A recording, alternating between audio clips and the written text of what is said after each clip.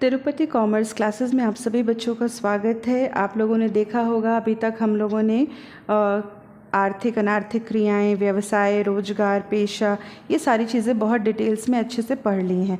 आज जो हम पढ़ेंगे वो है बेटा व्यवसाय, पेशा और एवं रोजगार में तुलना। ठीक है ना, मतलब हम इन सभी में क्या क्या डिफरेंसेस हैं वो अभी तक हम लोगों ने इसकी विशेषता परिभाषा बहुत अच्छे से समझ ली। अब हम इनको खुद से देखेंगे तीनों को एक साथ कि तीनों में क्या अंतर हो सकता है। ठीक है ना, तो सबसे पहले बात करते हैं हम लोग व्यवसाय की। तो व्यवसाय के लिए हमें किसी भी विशिष्ट ज्ञान की ज़रूरत नहीं होती है। ठीक है ना, देखिए बिजनेस कोई भी कर सकता है, कोई भी मतलब कोई भी, वो कम पढ़ा लिखा व्यक्ति भी हो सकता है, अधिक पढ़ा लिखा व्यक्ति भी हो सकता है।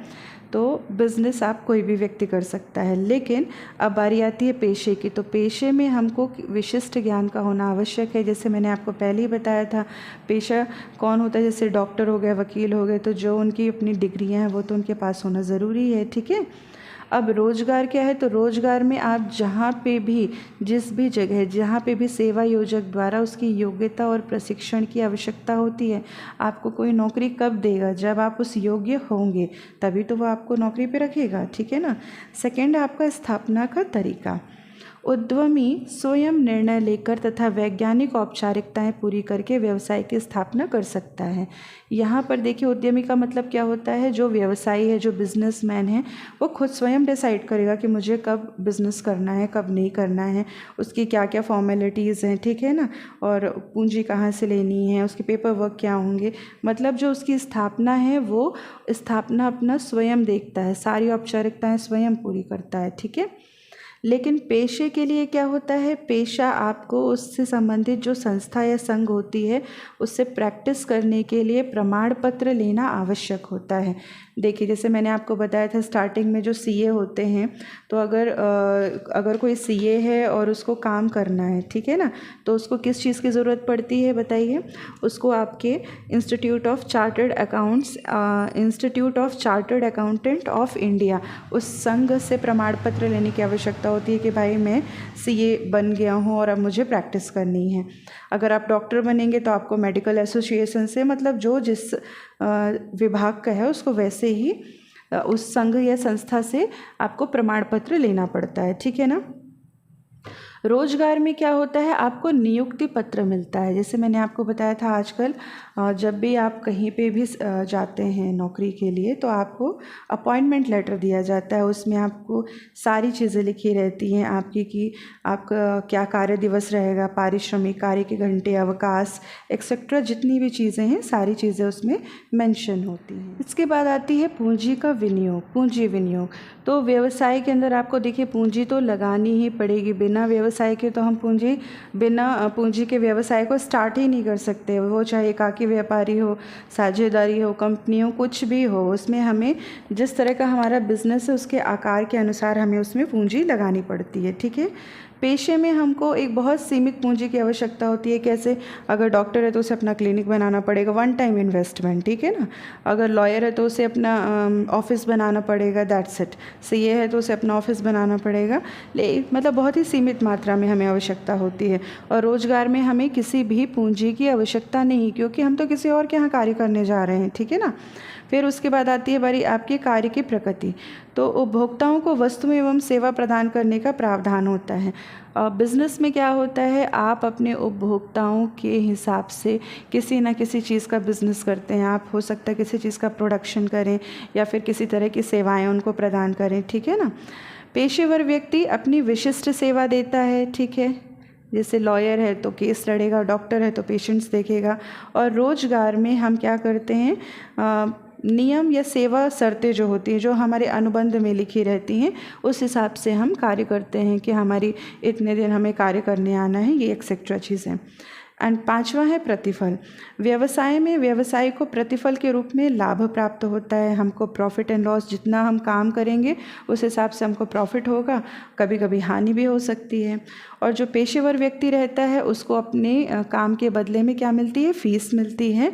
और जो हमारा रोजगार में लगे व्यक्ति हैं उनको या तो मजदूरी मिलेगी या फिर वेतन प्राप्त होता है। ठीक है। अगला पॉइंट है हमारे इसमें प्रतिफल की दर। तो व्यवसायी सामान्यतः सभी से समान दर से लाभ प्राप्त करता है, मतलब इसमें कोई अलग अलग ड्यूरेशन नहीं रहता। अगर हमने ये डिसाइड कर लिया है कि हमको अपने प्रोडक्ट में 5% या 10% प्रॉफिट रखना है, तो हम उस हिसाब से सभी से एक जैसे ही लेते हैं, ठीक है ना।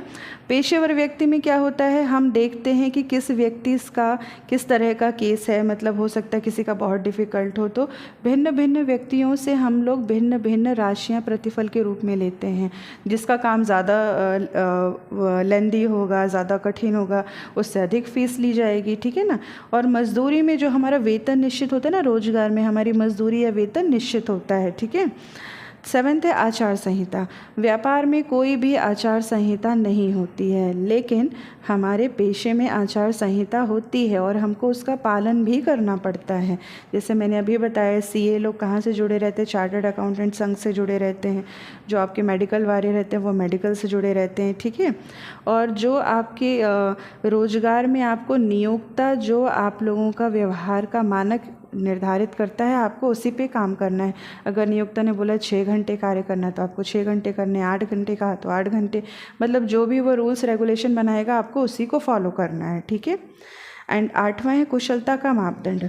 व्यवसाय में जो कुशलता कैसे मापी जाती है कि ये इसका जितना ज़्यादा आपका बिजनेस सक्सेस होगा वो कैसे माना जाएगा, जितना ज़्यादा आपको लाभ की प्राप्ति होगी मतलब आपका बिजनेस बहुत अच्छा चल रहा है, अगर हानि हुई मतलब आप कुशल नहीं हो, ठीक है ना।